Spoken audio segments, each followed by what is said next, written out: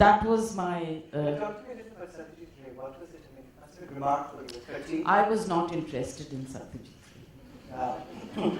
I was bribed with chocolates.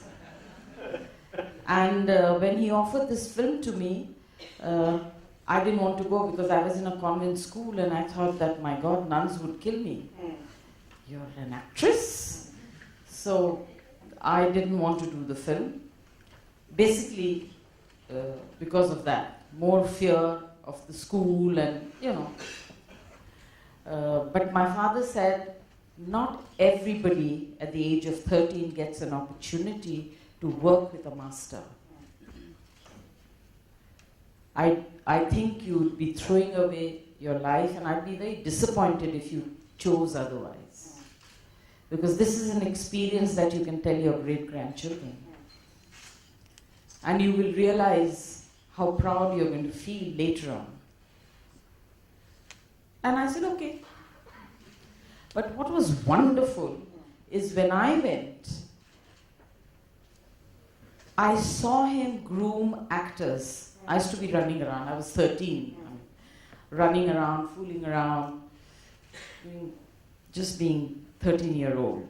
But I saw him train the other actors. It was amazing. How do you do it? You know, we reported before time, and then he would go into everybody's makeup room. Those days, people didn't have single makeup rooms. They had one makeup room, everybody would sit together. And especially when you work with Satyajit Ray, you don't get special makeup rooms. He gets one. So, you know, he'd go and he'd look at the makeup and he'd say, don't need, remove. The button, I mean, you know, little details, because he had it all drawn. His script was all drawn.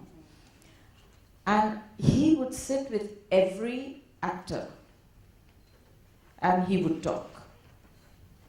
And I said, you never talk to me. So he said, because you talk too much. So just carry on. So that was my experience. He was like a friend. He spoiled me, pampered me. And the first day when we started shooting, the first shot was on me. And I used to wear chashma those days. So he said, you wear chashma? I never seen you wear chashma. I said, sometimes, you know, I get a headache. He said, wear it, wear it. Wear it in the scene. And I wore it. And then he said, are you sure you're not nervous? I said, about what? And that is how it was. And did you know the directors of that time and who came from the literary milieu? Of course.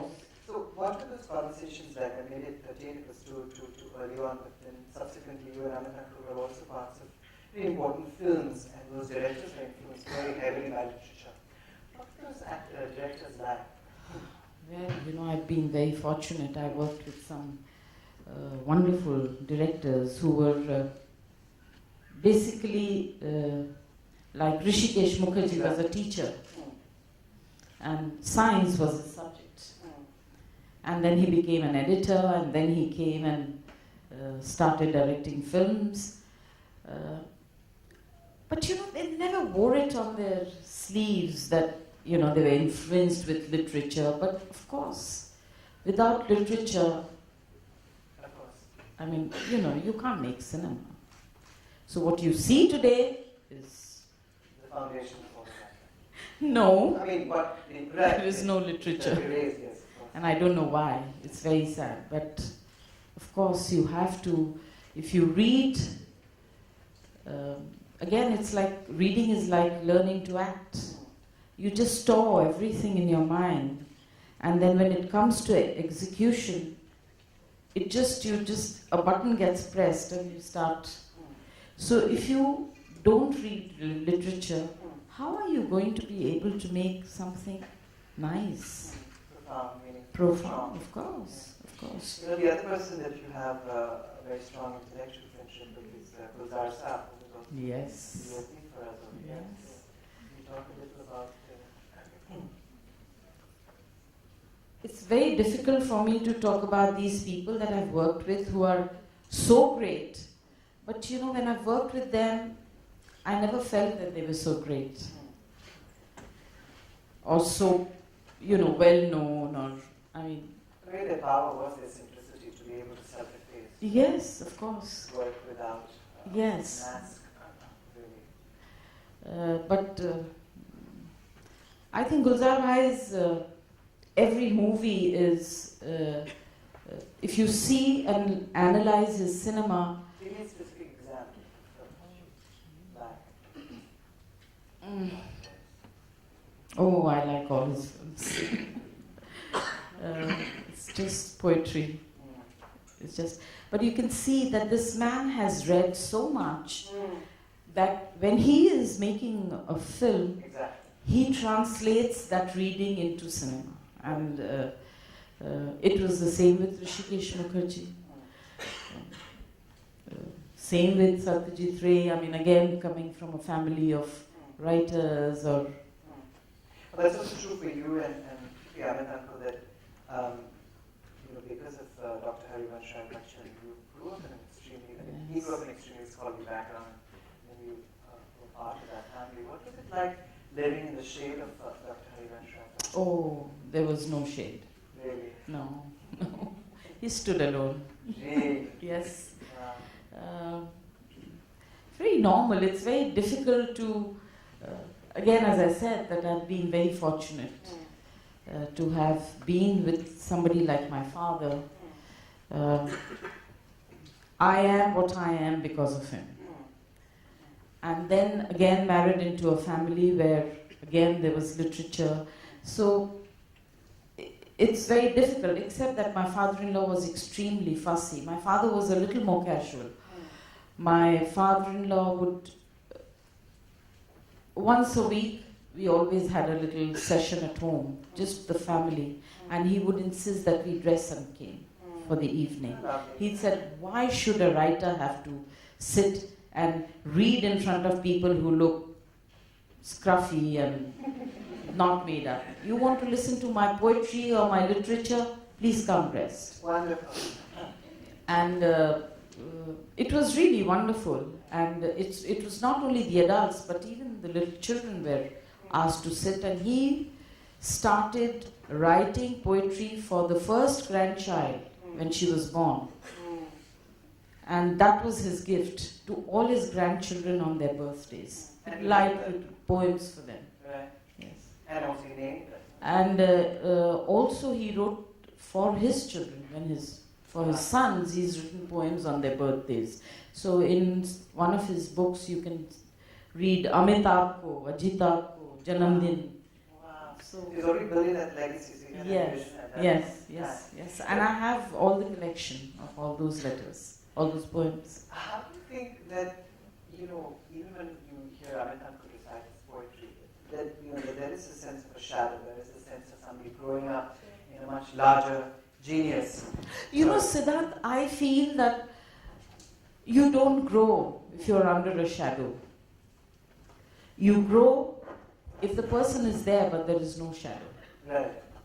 That's a reference. Right. So your father, who's a writer, is your reference. Sure. You're not growing under his shadow. So you grow because there is no shadow, but there is reference. Yes, but I think again to bring the parallel between literature and cinema, very briefly, is also the way Amit Uncle enunciates something, which is very different from the way that many other actors do. And I think that's principally because of the pedigree, that's principally because he grew up around people who understood, absorbed, own language, as opposed to actors who handed scripts and said, okay, now you're going to be this person. Here was somebody who was, from childhood, shown how language and the mechanics work from the inside. Mm-hmm. So that, again, I think is a very interesting space for me for this discussion, tracing the parallels between cinema, literature. You want to read something about from Dr. Jaya Bachchan, if possible? Yeah, sure. Can we have Jaya read something? Now? Yeah. Or later? Now. Just one for I have, as you can see, keep marking poems. And I read them because he's a great teacher. Yeah. He teaches you about life. He does not sermonize. He tells you about what it is.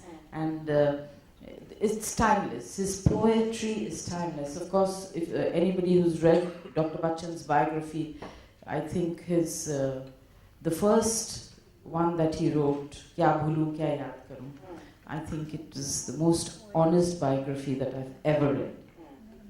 Very, very honest. Do you want me to read now? Yes. Okay. Yes, I should read, yes. We want to hear you read. You want to hear words, great poet. Lots of dreamy poems, but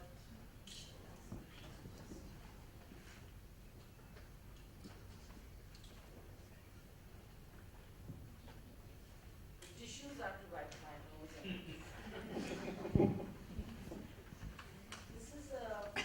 This is one of my favorite poems, where he says, "Ab mat mera nirman karo." Do I have to translate? No. Thank you. Okay. अब मत मेरा निर्माण करो, कुछ भी न अभी तक बन पाया, युग युग बीते मैं घबराया,